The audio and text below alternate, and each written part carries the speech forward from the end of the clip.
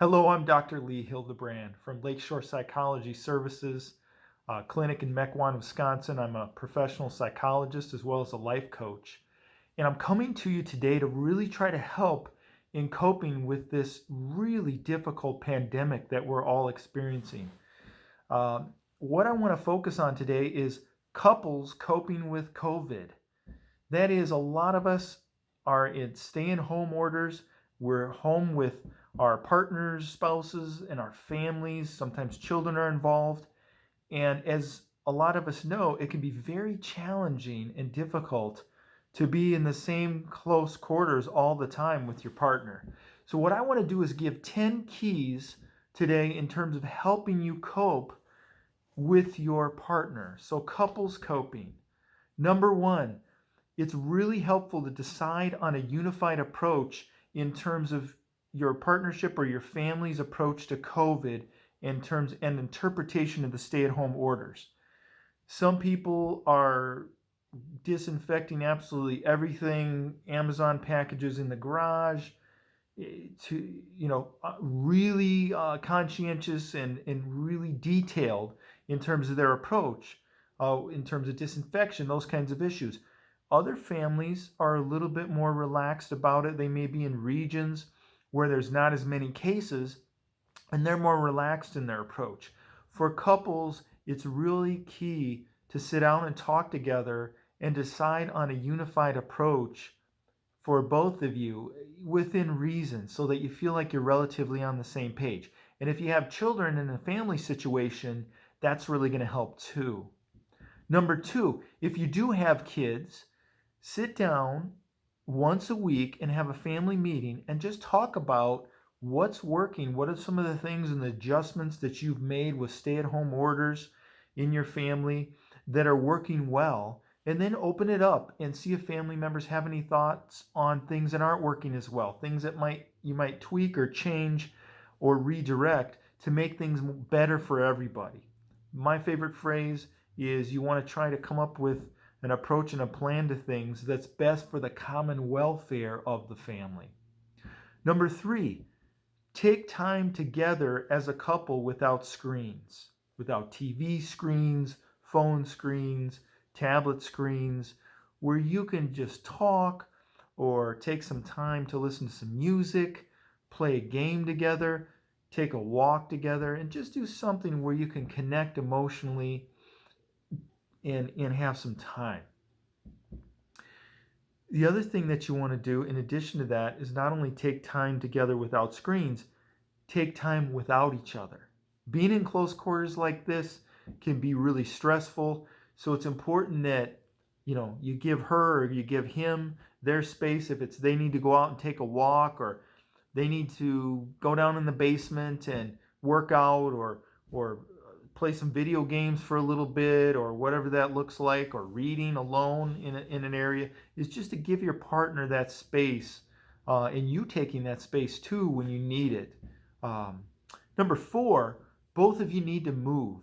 Movement, exercise, changing up the pace is crucial in these times. Many of you are doing online meetings, Zoom meetings. You're probably potentially getting tired of what I call Zoom neck, which is your neck gets kind of tense because you're looking in the screen all the time and looking at your face and trying to have your face centered in the screen. So I really want to recommend that you get out. Maybe if you have a phone consult related to work that you can focus, that you go out in your backyard, maybe you walk around in the yard a little bit. Take time to exercise each day. That can be, strength training in your house. If you don't have equipment, you can do push-ups and sit-ups. You can get out and take a jog. If you have some equipment in your house, use that. Come up with a plan that's maybe different than your usual plan so that you can keep your body movement. This helps with your mood. It's going to help with your sleep. And it's really going to help in terms of just how you feel in terms of your approach with your partner. Number five, be romantic. Be intimate. Many times I hear people complain that, we don't have time to be intimate. We don't have time to spend together because we're so busy. Guess what? Right now, you probably have plenty of time. This is a crucial part of marriage. It's a crucial part of partnership to be able to connect together. Number 6, all couples have conflict. You're going to have some conflict during this time just as you ordinarily would have time. What separates successful couples from unsuccessful couples are how you handle the conflict. Even successful couples have conflict. So quick pointers on settling the conflict is to talk through things, listen to the other person's perspective, use some active listening to try to reflect back what you hear your partner saying so that you can be really clear about it and they can have clarity about what they're trying to communicate to you. Be open-minded. And then additionally, settle problems away from the kids. Try not to have the conflict right in their midst if you do have children.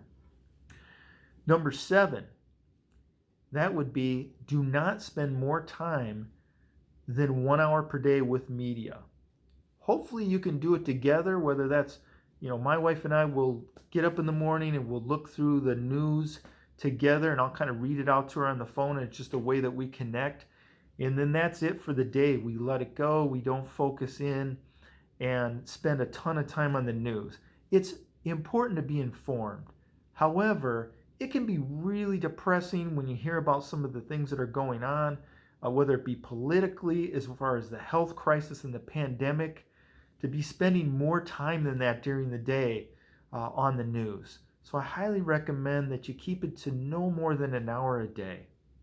That way you can be informed, maybe you dialogue together a little bit about it, but it's not becoming like this sort of cloud over your head in terms of what's going on out there. And from the news media standpoint, it's often related in a negative stance. Number 8, get outside. Get outside your house. Now, I understand there's a stay-at-home order in many states and many regions, but what I'm recommending, within the limits of that, it's okay to go outside and take a walk with social distancing. It's okay to go out inside of your yard, maybe you do some gardening. It's okay to go to a local park and to maintain appropriate distance as recommended from other people. Maybe you want to wear a mask. That's being recommended as well. But then still get out and get in a little different environment. Hear the birds chirping. Feel the sunshine on your face. If there's clouds, just be grateful that you can be outside and take some time outside of your dwelling. This can be incredibly helpful for your mental health and your focus, and just being able to kind of loosen up the tension that can happen with your partner or your spouse. Number 9, give your partner the benefit of the doubt. A lot of situations, there's your perspective and there's their perspective. There's not necessarily a wrong perspective. So just assume the best about your partner's motives. Hopefully you're in a relationship where many times your partner really does want to please you, that they really do want to have a good connection with you.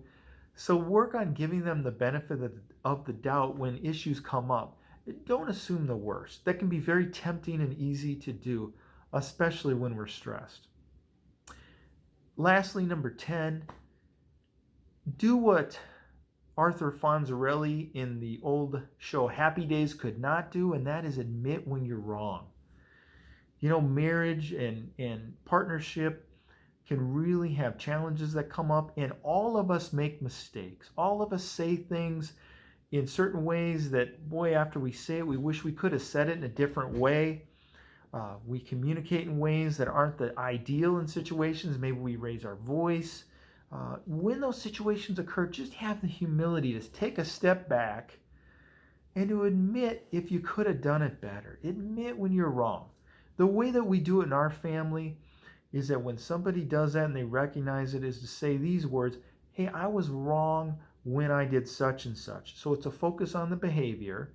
And then at the end to say, would you please forgive me?